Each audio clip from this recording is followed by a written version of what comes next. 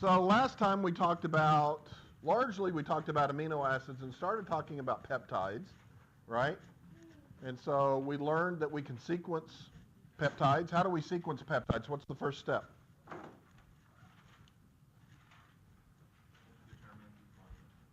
which amino acids on the end. Okay, that doesn't come first though. That is a first step once we have the small peptides, but if we have a protein, what's the first thing we need to do? Cut it up. Cut it up how? We do need to cleave it. You do partial hydrolysis. Not yet. Pardon? Edman degradation. Not yet. The very first thing we need to do is an amino acid analysis. We need to know what building blocks that protein is made up of. So the very first thing that we will do is we will figure out what amino acids make up that protein and how many of each amino acid there are by actually complete hydrolysis. Then we move into the partial hydrolysis, where we take a sample and partially hydrolyze it. And what reagents can we use to partially hydrolyze a protein? Trypsin. Does anybody remember where they cut? Lysine and arginine. What's another one? Pepsin. And I forget myself where pepsin actually cleaves. It's a lot. It's not very selective. Okay, so pepsin works. What else? Chymotrypsin. Yeah, and chymotrypsin cleaves at the aromatic residues like the phenylalanines, tyrosines, and tryptophans. Yes? When you say cleave, on which side of the amino acid does it cleave? Okay, so if we cleave at a lysine, it cleaves at the carboxy end of it because that lysine will be on the end, right? So that's where they typically will cleave in a protein. Now, there was a reagent that cleaved at methionine that was not an enzyme. What was that? Cyanogen bromide will do that as well. So now we've got these smaller fragments that we're going to use, right? And now, huh? Well, okay. Now, Logan, now what do we do? Now that we got these small fragments? Terminal residue. We're going to figure out terminal residue analysis, right? Which will tell us the N-terminus and the C-terminus of the protein. And now with the small fragments, we will essentially do terminal analysis on the N-terminus, and we call that what? Edman degradation. So we can do sequential Edman degradations to get the amino acids going from left to, or from the N-terminus to the C-terminus, which by definition we write down on the piece of paper as left to right. Okay? We also learned that cysteine residues can form things called disulfide bonds, right? And they can be formed or they can be broken fairly easily. And they are responsible for holding structures together. And we learned that those structures were important for their function. Now we're going to graduate from peptides. We're going to start talking a little bit about proteins. And the difference between a peptide and a protein is about where in residues? How many amino acids defines a peptide versus a protein? Yeah, so when we're greater than 50 amino acids, we typically call that a protein. If we're less than that, we typically call that a peptide. There is a little gray area there, but that's a pretty good general point, okay? So the very first thing that we need to know in a protein is its primary structure. This is simply the amino acid sequence. This is going to be a series of Edman degradations to get the sequence together. That's what we did on that sample problem last time. For your information, you will not have to do that type of sample problem on this exam. Okay, that would take you probably 50 minutes in itself. Okay, we don't have time for that. I just want you to understand. You'll have plenty of time for that when you get to biochem, and you will have to do that when you get to biochem. So you've been forewarned. Okay, so we're talking about the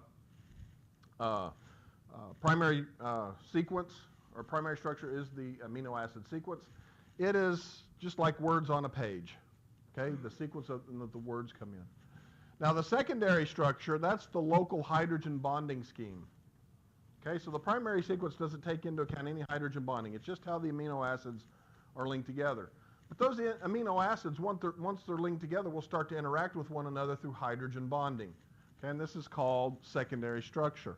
And there are a couple of secondary structures that you are already familiar with, or at least you should be, right?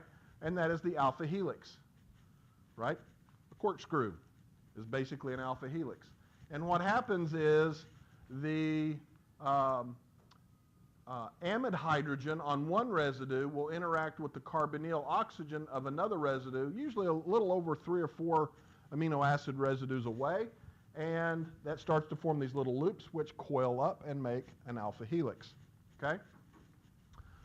We know that hydrogen bonds in and of themselves aren't particularly strong, but when you start to add a bunch of them up, right, it's additive. And so when we have a lot of hydrogen bonds, these can form actually quite stable helices.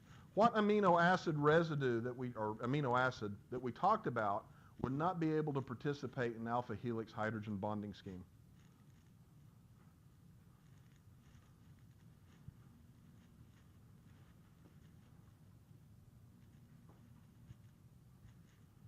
I didn't specifically say it when we were talking about the amino acids, but there was one amino acid that when it's put into a protein or a peptide will not have an amide hydrogen. Which one was that? Not cysteine. Prolene. Prolene is a cyclic amino acid, remember? So it has that secondary amine, and when it gets coupled, it would just be a tertiary amide. Has no hydrogen that can form hydrogen bonds in this secondary structure. And as such, proline is typically considered to be an alpha helix breaking amino acid. And so where people want to engineer proteins and they want to break up an alpha helix, they'll put a series of prolines kind of in that region, and then that'll help break up that, that alpha helix formation. Okay? So you've got the hydrogen bonds between the residues.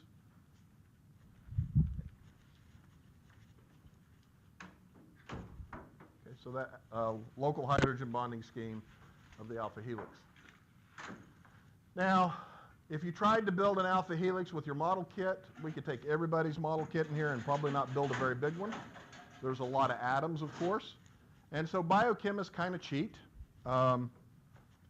rightfully so. And instead of drawing these things out like this, actually use these ribbons. So when you get into biochem and you start to look at protein structures, you won't actually look at amino acids individually. You'll look at these ribbons and these lines that they draw to represent the amino acids. And so it is a cheating of sorts, but it's a cheating because these molecules are so large. If we took care of every atom, it would just be daunting to look at, right? If I removed this green ribbon and just had the structure behind there drawn with these ball and stick models, you probably wouldn't even be able to immediately recognize that it's coiling up like a helix. It would be hard for you to see on a two-dimensional page. And so our biochem friends typically, represent these things as ribbons. See, I mean, if you look at that, can you really tell that that's going around like a helix? Kind of looks just like a mess of spots, right? But here you can clearly tell that that is a hydrogen-bonded alpha helix network. The beta sheet is another common secondary structure that you should be familiar with. And so this is where one strand and another strand actually kind of layer on top of one another like two sheets of paper. And you have the hydrogens of one strand interacting with the carbonyls of another, and of course vice versa in an alternating pattern. Okay? And so these beta sheets actually form fairly stable secondary structures, again, because of the number of hydrogen bonds that we can account for. Okay? So that's secondary structure. Now there are other secondary structures. There are beta barrels. There are all kinds of things. There are tons of, but the two common ones that you need to know going into biochem are the alpha helix and the beta sheet. Those are the most common types of secondary structures that you need to know about. But there are others. Now there's also this thing called tertiary structure, and this is how a protein with all of its regions of secondary structure has folded up upon itself. Okay? And so the interaction between the R groups is important, and you end up with things like hydrogen bonds between things like serine residues and histidine residues. So you can have hydrogen bonding. You can actually have ionic bonding where you have a lysine side chain which would be positively charged at physiological pH, and something from either aspartic or a glutamic acid which would be negatively charged under physiological pH. And we know that opposite charges attract, and so they form these so-called salt bridges. It's nothing more than ionic bonding. It is quite strong. It holds the tertiary structures together quite well. But when you get into biochem, they're going to start talking about salt bridges. It's just the way in which we talk. As a chemist, I talk about ionic bonding. As a biochemist, they talk about salt bridges. But again, please understand, it's just two different languages meaning the exact same thing. Okay?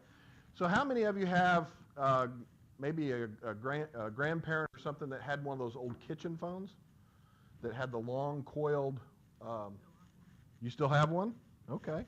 So you know what I'm talking about. Many of you don't. So when I first started teaching here, a lot of people had one, and now everybody's got a phone on their hip or in their purse or wherever they carry it, right? And we don't really have long coiled up cords in it anymore, right? Sad news is it's new. Because the old one broke after 50 years. It's your parents? Oh boy. All right. So what do you know about? So since you have experience with this, Anna, tell us about this long cord. It gets tangled, right? It gets tangled. So you can imagine stretching that cord out. When you stretch that cord out, if you've ever used the phone, maybe you haven't, right? And you've stretched it out, it's kind of straight, right? Sort of straight, right? That's like primary structure, right? And as she starts to walk closer to the phone, what happens to the cord? It gets shorter, but it starts to form a helix, right? It starts to form this coiled structure. And then as she gets a little closer, what starts to happen? It starts to coil and fold on itself. That's tertiary structure, okay? So that's what primary, secondary, and tertiary structure really are. Nothing more than a kitchen phone long cord, right? So you've got the primary structure that folds in on itself to form a stable secondary structure, and that secondary structure can actually fold in upon itself again to form this so-called tertiary structure, okay? And tertiary structure is held together by these interactions between the R groups. So we can have hydrogen bonding, we can have salt bridges, and we can also have disulfide bonds. So disulfide bonds hold tertiary structure together, so you can have several strands that have secondary structure that get held together by these disulfide bonds. And you can also have hydrophobic interactions. So many amino acids, right, have hydrophobic side chains. And hydrophobic side chains don't like to face water. And so they will actually fold in on themselves and interact with themselves and form their own hydrophobic phase, if you will, because we know that like dissolves like, right?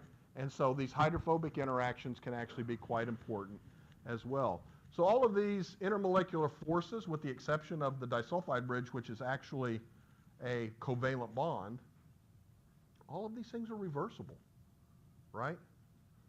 And yet, they hold on to their structure quite nicely because we have so many of these reversible things that are coming together collectively to form a more stable structure, right?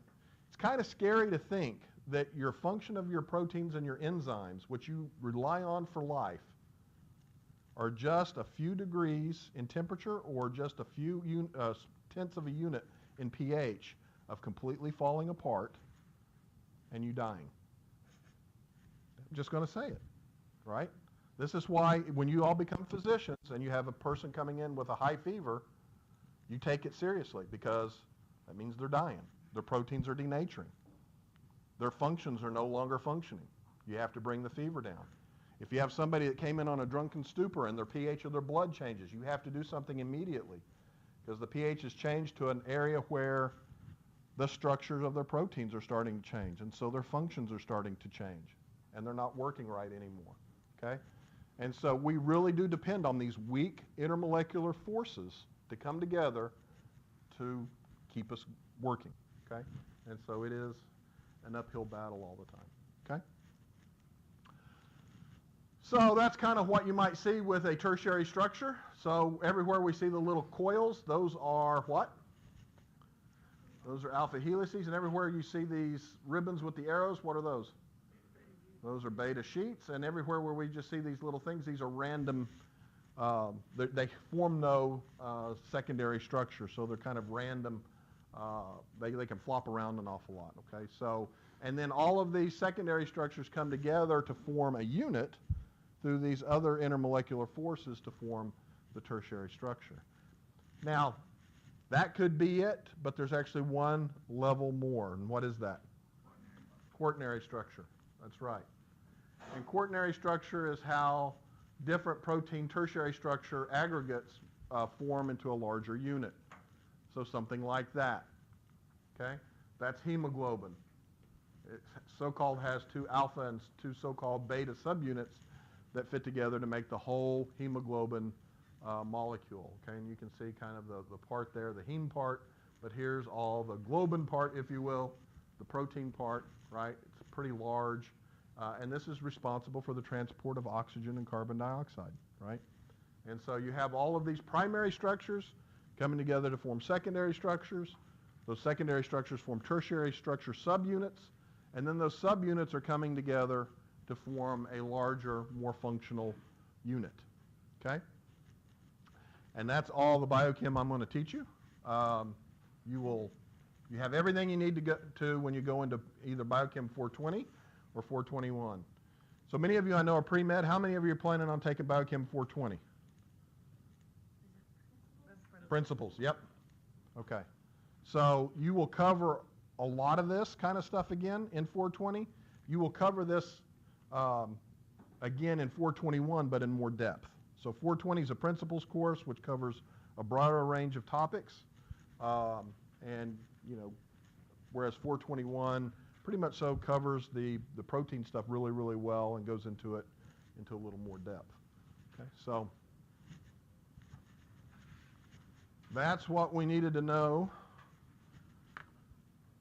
for that.